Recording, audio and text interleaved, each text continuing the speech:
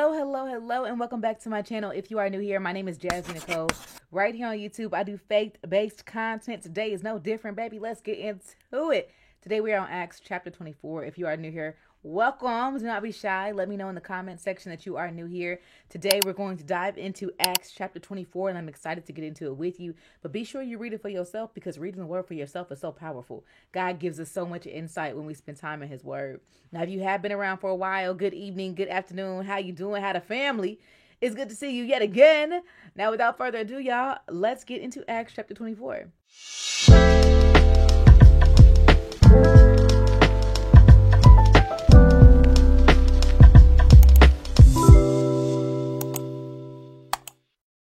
Before we start reading, let's invite God into our conversation. So, dear Heavenly Father, God, I thank you so much for the opportunity for fellowship, Lord God. I thank you so much for your word, your resources, your owner's manual that you left behind for us so that we can learn more about you, grow in our faith, and do what you're calling us to do. God, we are so grateful and thankful for this opportunity. Please remove any distractions so that we can focus solely on your word in this moment. In Jesus' name we pray, amen. Let's get into it. Starting off in Acts chapter 24, we see where there's 5 days that have passed since Acts chapter 23 ended. And during these 5 days, we see that at the end of the 5th day, we have Ananias, the high priest. He arrived with some Jewish elders, and he arrived with a lawyer, and his name is Tertullus. Now let's talk about Tertullus. Just a little information from the Who's Who in the Bible book about Tertullus. Let's talk about him. So this man right here is a prosecuting attorney who was chosen to lead the trial against Paul. Now, it doesn't say if he is Roman, Greek, or a Jew, but from the speed of which the Jews were able to bring him forward, he was likely a professional attorney who practiced regularly in the Roman court. Now, when we're reading Acts chapter 24, and we're looking at that, we can see a lot that he starts with. So in Acts chapter 24, verses 2 through 8, he begins with flattery for Felix, which is the governor at that time. He starts with flattery, but then he proceeds to charge Paul with being a public nuisance, a disturbance of peace, and a leader of the set Nazarenes. Now, Nazarenes is basically Christians, and the reason why they call them Nazarenes is because that is where Jesus was born, Nazareth. Now, all of these charges are very serious in Rome, so that's important for us. He's probably a professional attorney. He's done this a million times, so he got the things laid out, but he has nothing specific, okay, other than just accusations. So when we're looking at this, we see that Tertullus presented the charges against Paul in the following, and he addressed it to the governor, whose name was Felix. Now, when we're looking at this, you can see, you provided a long period of peace for us Jews, and foresight has enacted reforms with us. Verse number 3 says, for all of this, your excellency, we are very grateful for you. So he's buttering up the governor, buttering him up. Now look what he says then. He says, verse number 4, but I don't want to bore you because you ain't got no real thing, Tertullus. But look at him. He's like, I don't want to bore you. So please give me your attention for just a second. You ain't going to need too long. Baby, doesn't this remind you of when people are lying on you, how confident they be? Lying on you? Baby, Tertullus was ready to lie, talking about some, I ain't going to be before you long. This ain't going to take too long. But let me tell you the tea. Tertullus, sit down. So anywho, verse number 5, we found this man to be a troublemaker who consistently stirring up a riot amongst the Jews over the world. He's a ringleader of a cult called the Nazarenes. Now, notice what he is saying. Catch everything that Tertullus is saying in his speech, okay? Catch it all, because notice how we have Paul, who shortly, in just a moment, he's going to combat everything that Tertullus said, topic by topic. Watch, Paul don't play. Now, in verse number 6, furthermore, he was trying to desecrate the temple when we arrested him. Verse number 8, you can find the truth of our accusations if you examine him for yourself, right? Then it says in verse number 9, the other Jews chimed in, declaring everything that Tertullus was saying was true. The other Jews, they was on the sideline talking about, yeah, that's right. Yeah, that's right. All y'all lying. All y'all lying. Okay. So then we see in verse number 10, we have the governor Felix, who said, Paul, it's time for you to talk. He motioned for Paul to speak. Now look what Paul did, though. Notice how he comes back at everything Tertullus said. He says, I know, sir, that you have been judge of the Jewish affairs for many years, so I gladly present my defense in front of you. Verse number 11, you will quickly discover, okay, Because obviously he sees that this judge cares so much about timing because Tertullus mentioned it. So he's like, listen, you're going to quickly discover that I arrived to Jerusalem no more than 12 days ago to worship at a temple. He's telling the truth. Verse number 12. My accusers never found me arguing with anybody in the temple or stirring up any riot in any synagogue of any of the streets. Okay? Why is he telling them this? Because they're trying to make it seem like he's a troublemaker. Troublemakers start riots. That's who starts riots. He's saying, I didn't start a riot. I didn't do any of that. Then he said, these men cannot prove anything against me. Oh, let me go back to verse number 12, because he said he didn't start a riot. But in verse number 12, he said, my accusers never found me arguing with anybody in the temple or stirring up a riot in a synagogue or the streets. These men cannot prove anything that they caused me doing. Now, keep following along. Verse number 14, he says, now I admit, because Paul ain't going to deny God for nothing. He said, I admit to you, I'm a follower of the way, which they call a cult. Okay? Now, I worship God, the God of our ancestors, and I firmly believe the Jewish law and everything written in it by the prophets. So he's telling the governor, listen, I'm a follower of the way. I believe everything I believe in the same God that they believe in.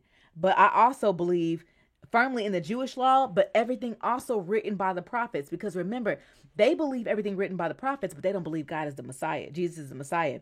In verse number 15, he said, I have the same hope in God that these men do, that he will raise both the righteous and the unrighteous. Verse number 16, because of this, I always try to maintain a clear conscience before God and all the people. So he's telling the governor his character. Now, when you go to verse number 17, watch this here. Verse number 17. Now, after several years away, he explains, I returned to Jerusalem with money to aid my people and to offer sacrifices. So he's saying, listen, I came to help out Jerusalem, help out my people. I didn't come with any ill intent. Verse number 18, my accuser saw me at the temple when I was completing the purification ceremony. Is he lying? No. Does that sound like somebody who's going to cause a riot? Not at all. He said there was no crowd around me and no rioting. Basically, yeah, because they were trying to accuse him of rioting. Verse number 19, but some Jews from the province of Asia were there, and they ought to be here to bring charges if they find anything against me. That whole crowd of people that was telling him they was mad because he brought a Gentile into they thought he brought a Gentile into the temple. He said, where they at? If they got issues with me, where they at? They didn't come. Okay, then verse number 20. Ask these men here about what crime the Jewish council found me guilty of, because he wasn't found guilty. In verse number 21, it says, except for the time I shouted, I am on trial before you because I believe in the resurrection of the dead. That's what he's saying. He's saying, listen, I wasn't found guilty of anything. I did make this statement, right? In verse number 22, at that point, Felix, who was quite familiar with the way, he ended the meeting. And then he said, listen, wait, and we're going to make till this commander arrives, and then we'll decide at that point. Now, he ordered an officer to keep Paul in custody and gave him some freedom. So he gave him more freedom. He said, your friends and your family can come visit you. So basically, he was in like a low security jail. You know what I'm saying? Low security. Paul was almost on house arrest, low key. Like it was very low security. Now, I'm going to stop for a second before I get to verse number 24. And I want to talk about Felix, because this is really important. So Felix is a Roman governor. Now, Felix is not a good guy. He's not a good guy. And this is important. According to my Bible here, or my Who's Who of the Bible, it talks about Felix.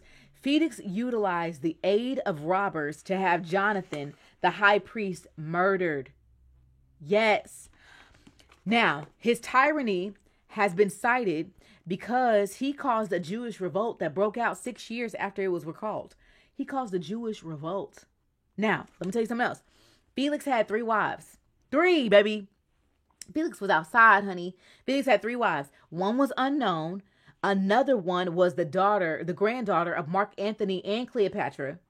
And then another one was the Jewish sister of Agrippa II. The Jewish sister of Agrippa II. And her name was Drusilla. Now, she was Jewish. Now, at the age of 16, Drusilla, she left her husband to marry Felix. And she later bore a son. His name was Agrippa. My thing is like, y'all can't find another name. Why everybody's name got to be Agrippa? Oh, let me read you some more. So let's go back to him. Verse number 24. So we know that very similar to Herod, King Herod, who had married his sister-in-law, right? and who got upset with John the Baptist because John the Baptist called him out on his shenanigans, you're going to see why in verse number 24, why Felix turned so quickly on Paul. Okay. So in verse number 24, a few days later, Felix came back with his wife Drusilla, who was Jewish. Now we know that Drusilla was married before. She left her husband to get with Felix. Okay. We know that. That's not right. Okay. So we knew that. Okay. So boom. Sending for Paul, they listened as he told them about the faith in Jesus Christ. So they was all ears for a moment. Verse number 25, as he reasoned with them about righteousness and self-control, two things that Felix obviously lacks. This is a man with multiple wives. Okay. This is a man who had a Jewish person killed. Okay. This is the same man. So in verse number 25, as Paul reasoned with them about righteousness and self-control and the coming day of judgment, Felix became scared. Felix got scared because of the conversation with Paul. Felix felt convicted because of the conversation with Paul. And we notice in life, sometimes when we get convicted, we may run away from it. People may not come to church. They may not come to church because they got convicted, because they feel like, all the things. He got convicted. So in verse number 26, now at this point, his character starts showing up because he was nervous because Paul was telling him about self-control and about righteousness and about judgment coming. So he hoped that Paul would give him money to let him go. Okay. So notice it says here, he also hoped in verse number 26 that Paul would bribe him. So he sent quite often to talk to him. So Paul had numerous conversations with Felix, numerous conversations. And in the back of Felix's mind, he was hoping that Paul would give him some money to let him free. So what did I tell you about Felix? Was he was greedy. He had multiple wives. He was money hungry, right? And he wanted Paul to give him money to be let go. Now, verse number 27, after 2 years went by, Felix ended up losing his job as the governor. And he ended up being replaced by Porcius. So he ended up being replaced by him in verse number 27. And because Felix had gained so much favor with the Jewish people, he didn't want to let Paul go because he knew that they was going to be mad at him for letting Paul go. So he kept Paul there. He left Paul in prison. What does this tell us? Paul was told previously by God that he had to go preach the gospel in Rome. God got Paul to Rome. So he got him to Rome. He did that. And Paul was still in prison. Now, what does that tell us? That sometimes even when God sends you on a mission, there's going to be moments where you may be in bondage. How are we positioning ourselves and handling ourselves in bondage? Paul could have went ahead and took that bribe. Paul could have went ahead and was like, well, God failed me, so I'm not going to share the good news no more. But he still did, even in the midst of prison. Let me read you what my study Bible said. It says right here, though God has promised that Paul would preach the gospel in Rome, the apostle had to endure more than 2 years of waiting in prison. It says here, how do you handle waiting on God? Do you become anxious, angry, discouraged? Few things test our patience and faith like being forced to wait, which perhaps explains why our sovereign God often puts us in situations where we have no other choice. Stop for a second. Listen, that's fire to me. That's fire to me. Gosh, God is so strategic, right? He's so strategic. There's going to be seasons where we will be waiting until he tells us to move. Paul didn't move. He stayed. And he stayed on his mission, even in the middle of bondage. What is God calling us to do? If he tells you to move, move, right? If he tells you to stay, stay. If he gives you a goal, you already know he went ahead of you, but there may be a waiting season. How do you position yourself in a waiting season? How do you do that? Are you still going to believe in him? Are you still going to trust him, even when you don't see an end to it? I don't know about you, but 2 years seemed like a real long time. Super long. Crazy, right? Crazy. Now, what did I get out of Acts chapter 24 in a whole? In Acts chapter 24 in a whole, this is what I got. Tertullus is petty. No, I'm just playing. Okay, let me say what I got. It doesn't matter what people have to say about you. It doesn't matter what lies they put in front of you. What does God say about you? And are you going to stand on what God said about you? Are you going to allow people, the way that they talk about you as a person or how they talk about your character, are you going to allow that to hold you down, or are you going to speak up for yourself? Paul never stopped speaking up for himself, and that's fire. The other thing that stood out to me is that sometimes when people are convicted, they may run away. They may be nervous or scared or frightened. But just like Paul positioned that conversation with love and compassion, and he showed the love of God, even in the midst of bondage, we should do the same thing. So if God is telling you to share something to someone, if he's telling you to talk to them about something, then just do it. If they run, that has nothing to do with you. You planted the seed. So keep planting the seed. Now, that's what stood out to me. But let me know in the comments what stood out to you when you read Acts chapter 24. Okay? And I'll talk to you tomorrow for 25. Love you. Bye.